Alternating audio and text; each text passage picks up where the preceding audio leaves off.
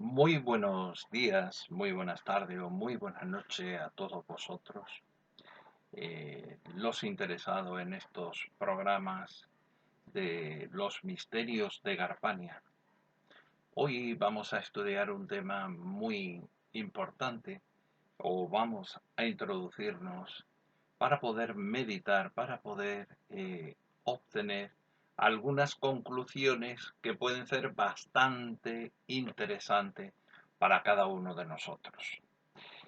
Por ejemplo, el culto al sol, algo que ha sido transmitido desde la antigüedad y que hoy día pues se ha seguido transmitiendo pues como una religión más que como una ciencia. Son pocos los conocimientos que se tienen realmente del Sol.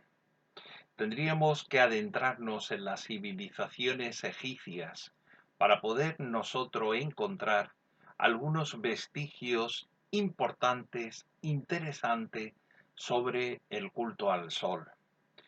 Los primeros conocimientos que se tienen después de haber pues traducido algunos jeroglíficos, incluso de ellos, como bien sabemos, la cultura egipcia tenía la costumbre de ir borrando aquellos nombres de faraones o también nombres o datos que no les interesaba a las culturas que vinieron posteriormente, aun respetando los monumentos o bien pues también a veces eh, escritos jeroglíficos que encontraban o que quedaban en aquellas latitudes o en aquellos lugares diversos. Bien sabemos nosotros que toda la civilización egipcia se conforma por diferentes tribus que se unen y vivían a orillas del Nilo o cercanos al Nilo, y también algunos pueblos importantes la desembocadura del Nilo, en las orillas del Mediterráneo, como por ejemplo la ciudad de Alejandría, una ciudad importantísima y muy conocida y también transmitida últimamente por la Gran Biblioteca de Alejandría. Curiosamente, el culto al sol, eh, los vestigios más antiguos que se tienen, pues históricos, son de Akenatón, Amenofis IV, este gran faraón con aquella cabeza deforme en su parte occipital, en la parte trasera, que se han visto algunas efigies y también se han visto algunos grabados en la piedra con todas estas cualidades de este extraño faraón. Fue un faraón muy famoso, tuvo mucha descendencia, pero lo más importante de Akenatón, el dios, era el dios que él impuso, que era el dios solar, ¿no? Atón. Realmente para nosotros esto pues parece algo lógico. Las Heliópolis, las ciudades donde se centraban al sol, especialmente pues en aquellas zonas desiertas de Egipto, donde pues el sol era la principal fuente de vida, de calor y también de muerte. El sol era lo más grande que tenía y casi se veía con mayor plenitud en aquellas grandes zonas desérticas eh, que pillaba muchas veces los caminos, las vías de aquellos faraones. Curiosamente, estas zonas desérticas son los lugares donde se van poniendo pues aquellas pirámides eh, en principio escalonadas y luego pues pirámides mucho más altas que cada faraón pues reconstruyó o construyó dependiendo de la dinastía en la que podamos encontrarnos. Podemos decir que Akenatón pone el culto al sol y era un dios de la paz.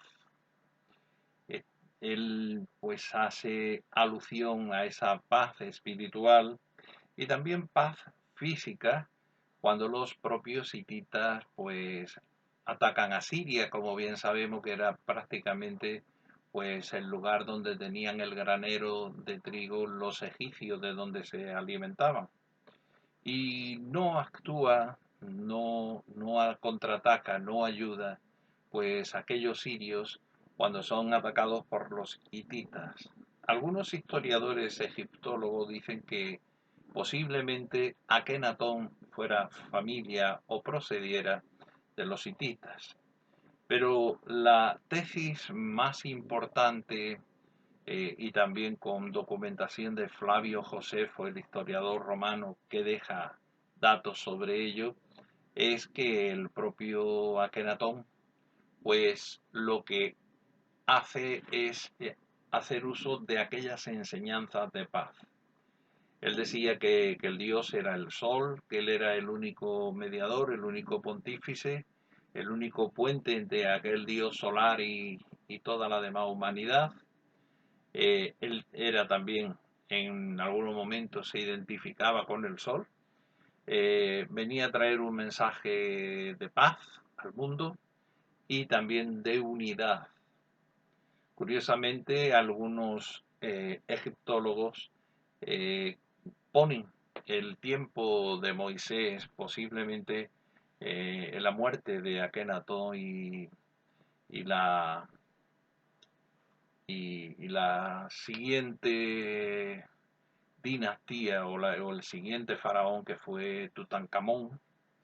Y eran tiempos de convulsiones porque Akenatón había cerrado pues ese politeísmo y todos los sacerdotes que se dedicaban al sacrificio politeísta se opusieron furiosamente contra Akenatón. Por todo ello podemos decir que ese culto solar en cierta medida estaba muy identificado pues con ese monoteísmo que surge del judaísmo mosaico ya desde el tiempo de Moisés. Moisés que parece ser que tenía alguna sangre egipcia, pero según cuenta la tradición, posiblemente fuera Nefertitis quien lo recoge de las aguas, según también el libro de las Sagradas Escrituras, según el libro del Génesis, donde habla pues sobre ese comienzo, ese nacimiento. Moisés, el salvado de las aguas. Ciertamente tenía conocimientos de sabiduría egipcia, incluso conocía algunas magias y algunas técnicas, lo vemos claramente y además la misma Biblia lo relata, en aquel enfrentamiento de serpientes entre el mago del faraón y el propio Moisés con su bastón, que también lo convierte en serpiente, incluso se traga a la serpiente de Moisés, a la otra serpiente que el otro mago había reproducido también por un arte de magia, por un arte no natural, sobrenatural o con un fundamento escondido, podría ser, para el conocimiento del ser humano normal. Todas estas cosas nos inducen a pensar en algo importante.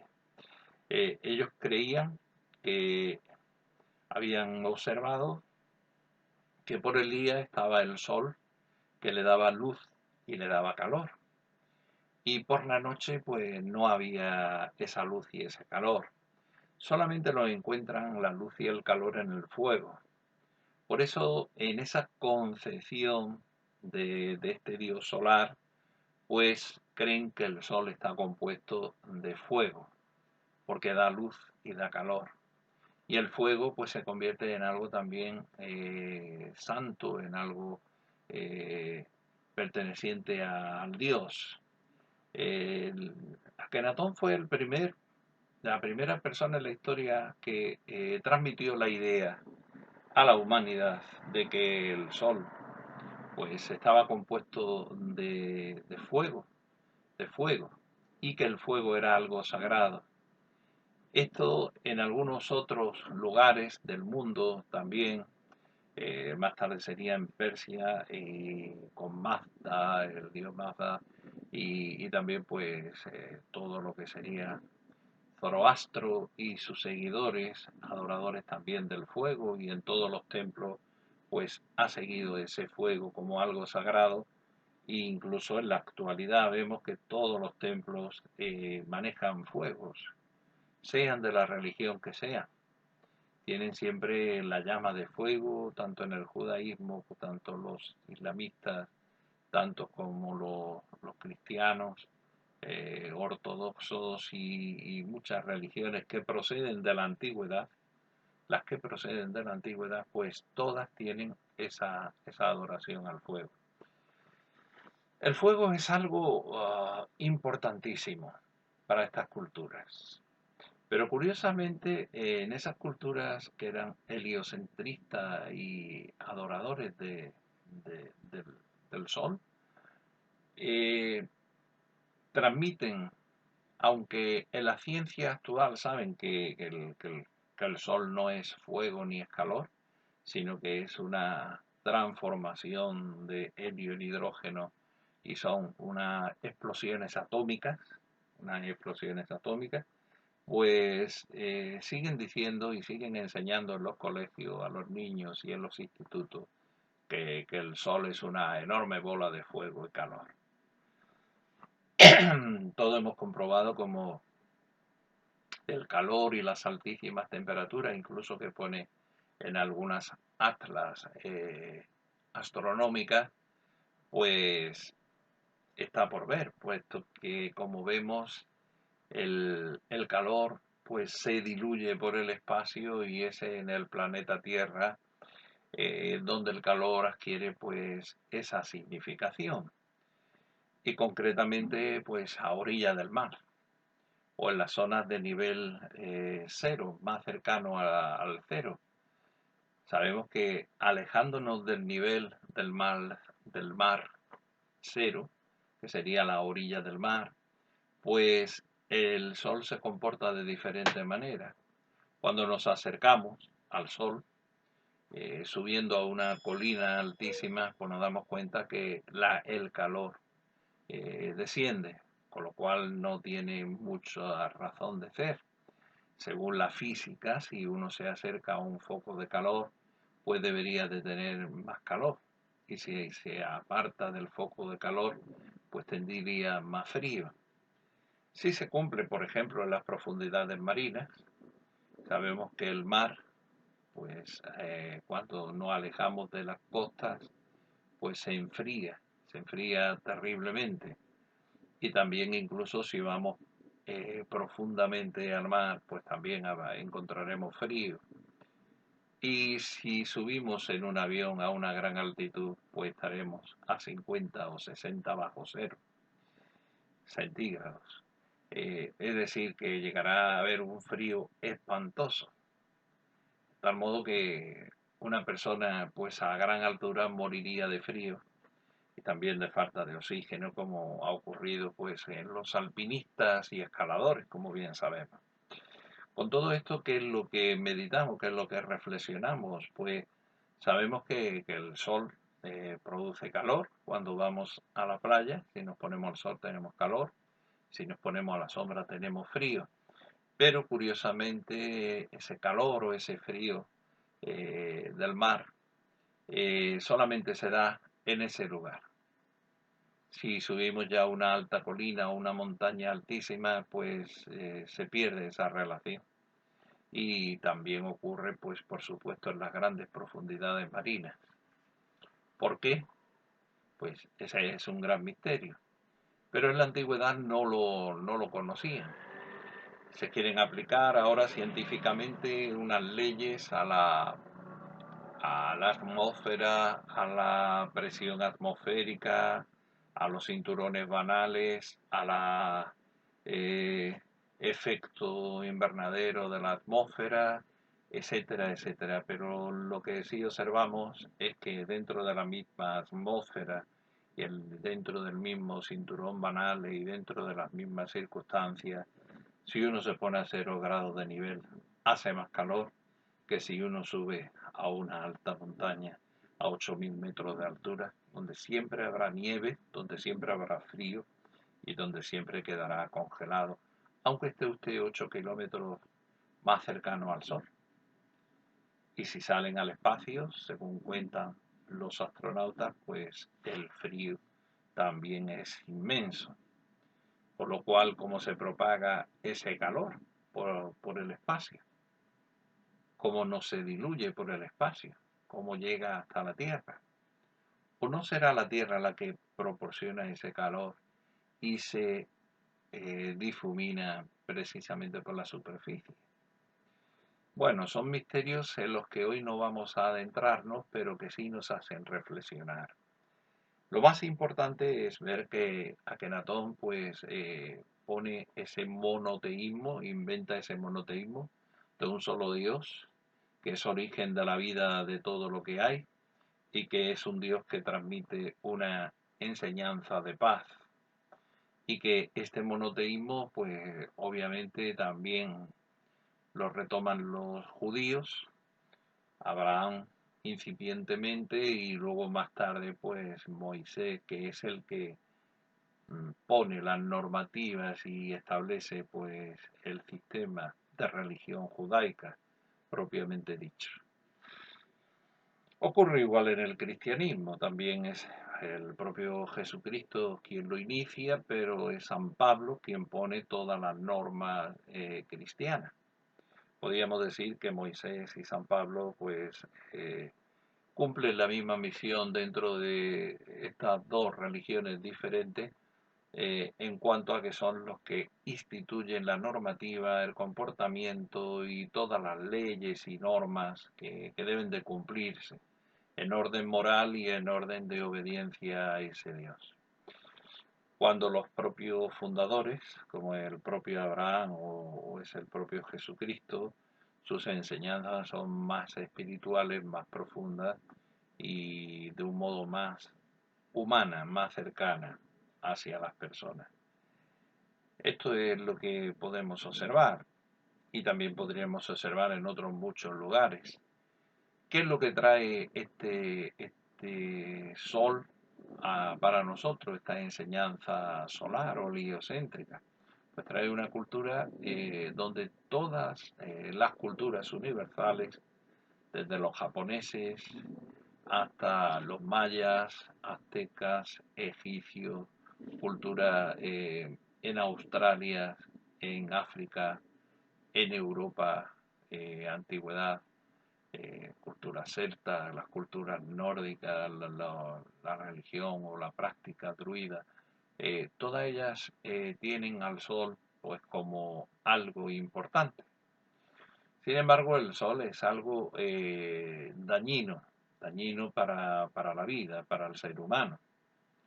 El castigo más terrible que podía sufrir un indio apache en las praderas norteamericanas, incluso antes que fuesen los europeos por allí, era tender a una persona al sol.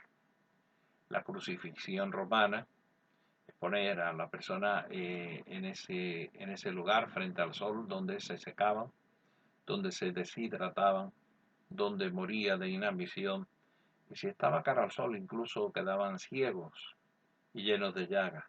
El sol es algo que destruye, es algo que da vida, según dicen los biólogos, por la clorofila, por la luz que necesitan las plantas, los seres humanos, también por el ciclo vital de día-noche en el cual estamos inmersos todos los seres vivos, pero al mismo tiempo es alguien duro, alguien que castiga, alguien que nos da esa incapacidad a veces de poder contemplarlo cara a cara.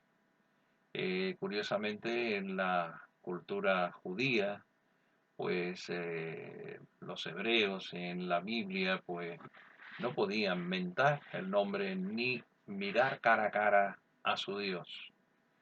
Ese Dios que también Moisés lo representa como el fuego por la noche y la columna de luz por el día. Algo pues paradójicamente muy parecido a todo lo que era la cultura egipcia de esta adoración al dios Sol.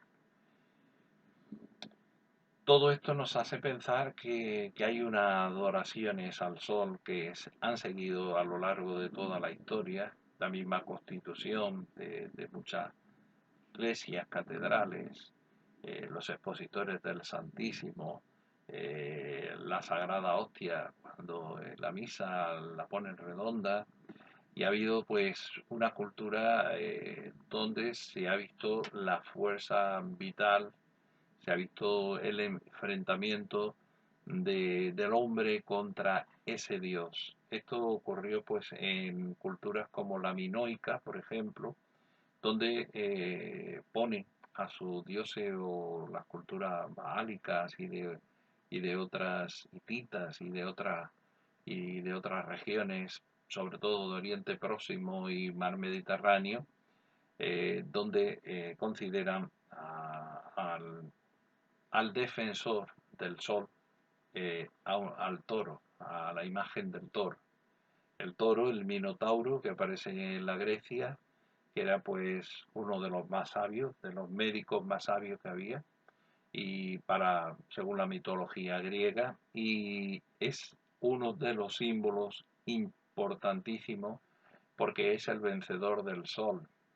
Todas estas corridas de toros españolas y también mexicanas y en algunos lugares de América, Latinoamérica, que ahora pues algunos intelectualoides o ilustrados catalanes o franceses pretenden tachar como antianimalista, como una barbaridad, no es más que una cultura que procede de los estamentos, de logias y de sabidurías ancestrales.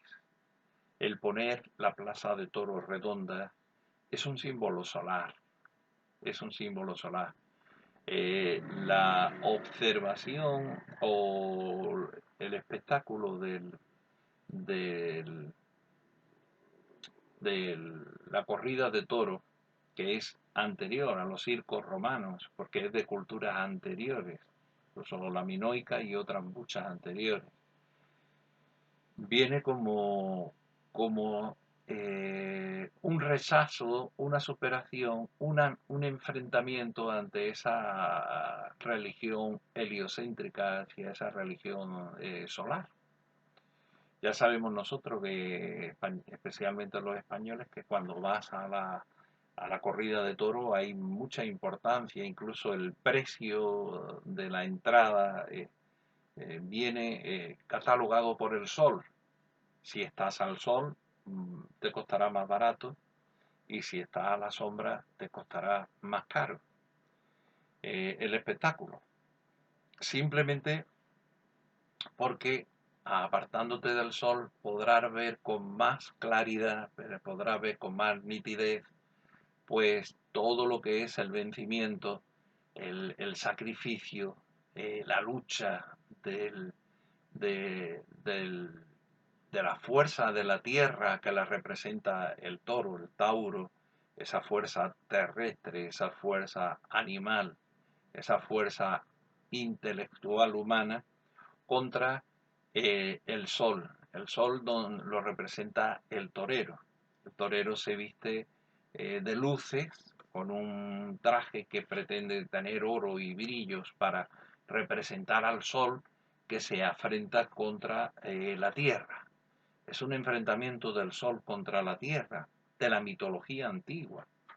No es que lo han inventado los españoles ni lo han inventado la cultura taurina, sino que esto trae una tradición religiosa y también mitológica y al mismo tiempo es un ritual que guarda. Ya sabemos los círculos solares que representan la plaza de toros, el lugar del sol donde el hombre va a estar deslumbrado y el lugar de la sombra donde el hombre va a estar alumbrado. Por eso el sol es malo, el sol es el elemento que oprime al hombre, que mata al hombre, que ciega al hombre y que intenta doblegar al hombre. Cuando una persona no ve o no entiende o no comprende o no tiene luz suficiente, tiene que someterse a la voluntad de aquel que le está deslumbrando.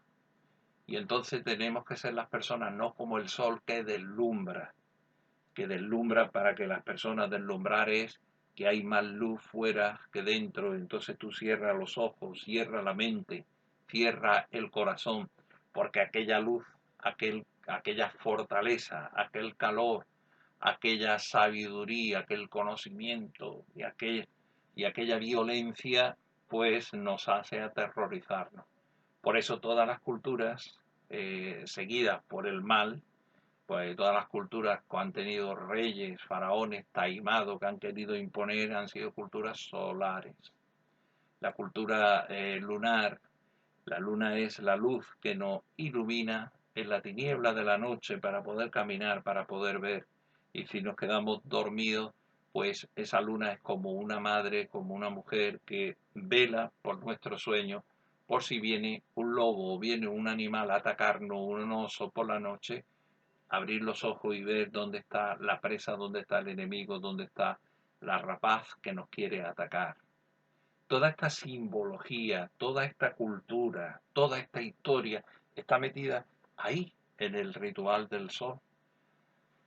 El hombre que representa al sol y quiere matar al terrestre, al humano, ese sol, esa fuerza, ese dios que han impuesto, el faraón Akenatón, ese sol, ese centro, el heliocentro de Copérnico, el heliocentro de los estudios astronómicos, de la cultura actual, el heliocentro de la NASA, donde el Sol es el centro de todos los planetas, no es más que un sometimiento a la voluntad de ellos. Y la victoria de la corrida de toro, pues viene a ser esto, da demostración de que la luz eh, cegadora vence a la fuerza, a la tenacidad, a la lucha, al que viene de la tierra, lo que procede de la tierra. El cielo vence a la tierra. Toda esta significación encontramos en estos parámetros que estamos estudiando, que estamos reflexionando, que estamos viendo. Por eso no es de cultura, sino todo lo contrario, de una incultura terrible, el decir, pues esto es una barbarie porque maltratan a un animal. No, es una barbarie ciertamente, pero es una religión.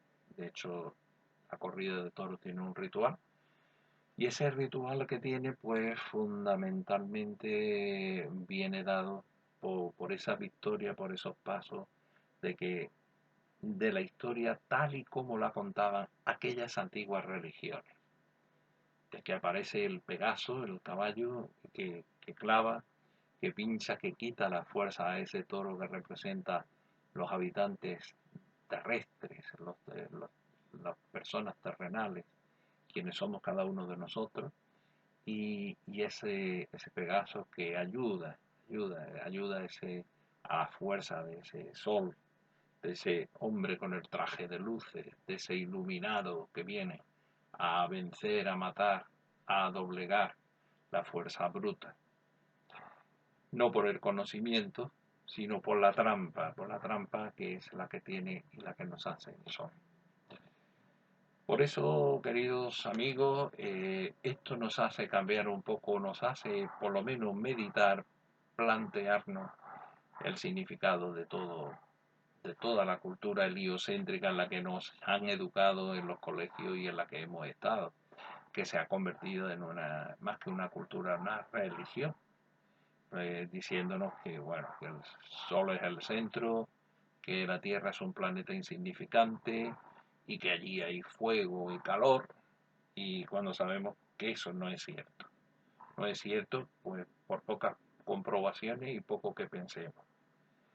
algunos científicos o a personas un poco ya más cualificadas, pues han dicho, no, hombre, no es fuego y calor, son explosiones eh, nucleares que hay ahí dentro y transformaciones de hidrógeno como bombas atómicas y tal, entre otras cosas porque el fuego necesita oxígeno y el calor pues lo necesita atmósfera para propagarse. Y eso solamente existe en la Tierra, según dicen los astrónomos, luego es imposible, incluso que haya ruido. Todas estas cosas que cuando uno más piensa, más investiga, más lógico lo ve todo, te das cuenta que hay más mentiras que nos han metido. Pues con estas meditaciones y estas ideas os dejo ahí un gran campo en el que podéis pensar, en el que podéis reflexionar e incluso preguntar o descubrir algo nuevo que nunca os habíais planteado. Obviamente hay personas que están con el cerebro lavado, que no tienen una mente abierta a pensar o a mirar por su propia razón y dirán que todas estas cosas pues no tienen sentido, que lo que tiene sentido es lo que en mí me han metido desde pequeño y lo que yo he visto, aunque no he entendido, ni tiene lógica ni razonable, pero como me lo han dicho desde siempre, pues lo creo con una fe ciega. Está este método de la ciencia como religión dogmática, donde te han metido unos dogmas y cuando has pensado, aunque ha visto que no es correcto, pues sigue creyéndolo porque la diosa es la ciencia. Si lo ha dicho la ciencia, tenemos que creerlo, mm, sea razonable, no sea razonable, sea verdad o no sea verdad. Pues muchas gracias por escucharme y espero que tengan también un juicio crítico y puedan pensar, reflexionar o ampliar estas ideas que os he dado. Hasta el próximo programa.